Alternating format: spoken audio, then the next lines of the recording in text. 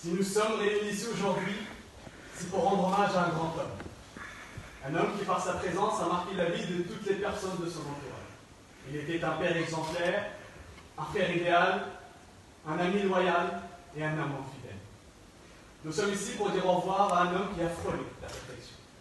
Monsieur le Président, Madame, Messieurs les jurés, bienvenue à mon enterrement. Victime d'un accident de la vie, je suis désormais coincé dans mon corps. Mon tombeau est ma silhouette, un esprit qui ne cherche que liberté et confiné dans un corps scellé. Je me rappelle de ce jour où j'étais entré en collision avec une rupture amoureuse qui m'a laissé scotché au lit. Elle m'a complètement détruit. Mais je vous en supplie, je vous en conjure, ne faites pas mon deuil. Après tout, on n'est jamais plus salé que par soi-même. Car en effet, Monsieur le Président, Madame, Messieurs les jurés, on peut faire le deuil de soi. Le deuil, ce processus long, laborieux et complexe, se manifeste par 5 étapes. La première étant le déni, la réaction de choc face à la perte. Suivi de très près par la colère, notre révolte face à la situation. Ensuite, la colère cède place au marchandage, puis à son tour cède à la dépression longue et accablante, et enfin, l'acceptation salvatrice est là. Le déni, Monsieur le Président, Madame, Messieurs les jurés, est notre mécanisme de défense. Nous sommes bafoués par les événements, nous ne savons plus quoi faire, et le seul mécanisme, c'est de nier. Nous nous mentons à nous-mêmes, afin de nous cacher cette réalité beaucoup trop triste. Alors nous usons de stratagèmes pour nous mentir à nous-mêmes, afin de nous voiler cette réalité qui nous fait si mal au cœur. Les exemples en sont nombreux, le déni de la jeunesse, le refus que la ménopause approche, ou le rejet de la retraite sont particulièrement révélateurs de ce déni de soi. Celui-ci est nécessaire, c'est la première étape du deuil car elle amoindrit le choc. C'est notre premier rempart, ce flou émotionnel. Et celui-ci nous guide dans les étapes du deuil afin d'éviter d'être submergés par nos émotions. Et submergés nous le serons, Monsieur le Président, Madame, Messieurs les jurés, car après le déni, c'est la colère, la révolte face à la situation. Mais qui sont-ils afin de nous interdire de faire le deuil de nous-mêmes? Le deuil est une démarche spirituelle, intime, personnelle entre nous et nous-mêmes. Qui sont-ils pour nous la refuser, nous l'interdire? Cela serait une violation de notre liberté fondamentale de penser. Après tout, pourquoi moi? Moi qui ai toujours essayé d'être exemplaire, et voici que le sort s'abat sur moi. Pourquoi pas lui? Pourquoi pas les autres? Regardez, ils sont misérables et méchants. Et j'ai une dette non réglée envers le destin, c'est pour cela qu'il s'acharne sur moi. Et j'ai été maudit par les dieux, et c'est pour cela que je suis condamné à vivre dans une tragédie où tout est écrit à l'avance. Je suis constamment voué à l'échec. Nous pourrons être en colère envers nous-mêmes, envers les actions ou des omissions, victimes de regrets ou de remords.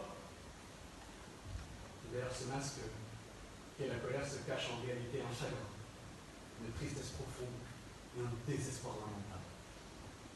Ce désespoir est tellement profond que pour faire face à ce deuil, nous sommes obligés de passer par le marchandage, de négocier avec soi-même, de nous offrir des compromis, afin d'essayer de rattraper ce manque que nous ne parvenons jamais à combler. Maintenus de force au sol, nous ne parvenons jamais à décoller. Alors on tente la technique du diable. Afin d'avoir l'éternité, on essaie de vendre notre âme. Dans le deuil, c'est le seul moyen pour ne plus avoir peur de la mort. Nous sommes accablés par notre condition humaine, freinés par la peur de la faucheuse. Comme nous l'a dit Montaigne, dans de l'exercitation, afin de ne plus avoir peur de la mort, il faut l'avoisiner.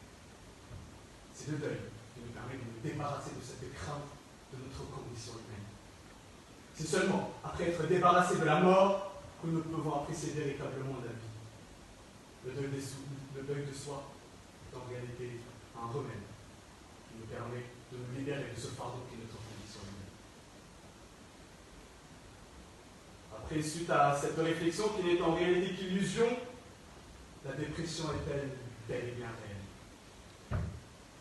Le monde est soudain obscur, vous êtes seul, face à la désillusion. Vos jours comme vos nuits sont rythmés d'une obscurité interminable. La contradictrice vous dira sûrement que nous ne pouvons pas faire le deuil de soi, nous pouvons seulement faire le deuil des autres. Or, à chaque fois que nous faisons le deuil des autres, c'est également le deuil de soi qui est à nous. Lorsque nous pleurons la mort d'un parent, ce n'est pas seulement le deuil de la mère que nous faisons, nous sommes également de faire le deuil du fils que nous aurons plus. Car vous êtes désormais seuls, affaiblis, dénudés. Plus personne pour vous soutenir, plus aucune épaule sur laquelle pleurer, plus ce sourire qui vous dira que tout ira bien. À la mort d'un parent, nous faisons le deuil de la personne que notre mère nous permettait d'être. Un enfant, innocent et vulnérable. Lorsque la dépression s'abat sur vous, plus rien ne semble aller. Vous êtes mené, doucement mais sûrement, vers votre terre. Ajoutez à cela un sentiment de culpabilité inévitable. Cette tâche nous paraît insurmontable et nous sommes désormais bouffés par ce torrent d'horreur. Et aussi longue que soit la nuit, la lumière du soleil n'est jamais trop loin. Car après cette phase de dépression interminable, la lumière est là. Et cette obscurité qui a assombri vos vies est maintenant remplacée par la lumière, salvatrice de l'acceptation. Vous acceptez que le deuil doit se terminer, qu'il faut ainsi laisser place au nouveau, au renouveau. Le deuil, ce n'est pas quelque chose de négatif. Accepter de faire le deuil de soi, c'est tout simplement accepter que notre ancienne partie doit mourir afin de laisser place au renouvellement. Donc comme madame, sans différence, qu'elle dû faire le deuil de l'homme qu'elle était afin de pouvoir assumer la femme qu'elle est devenue. L'acceptation est en réalité celle qui vous permettra de sortir la tête de l'eau, de vous envoler vers les cieux et de laisser cette terre afin de chercher la réalité et ne jamais perdre Jésus. Monsieur le Président, Madame, Monsieur les jurés, ce n'est seulement après avoir été dans le déni envers soi-même, en colère contre soi-même, avoir négocié avec soi, sombré dans la dépression et enfin accepter que vous auriez effectué le deuil de soi. Vous êtes enfin libre. Félicitations. Car c'est seulement après avoir nié celui que vous étiez que vous pourriez accepter celui que vous pourriez devenir. Laissez périr l'ancien et laissez le renouveau démarrer. Car c'est seulement comme ça que vous pourriez prétendre au véritable bonheur, afin d'être un père exemplaire, un frère idéal, un ami loyal et un amant fidèle. Car j'ai dû faire le deuil de moi-même afin de me libérer de cette relation amoureuse chaotique. Aujourd'hui, je suis prêt à embrasser l'amour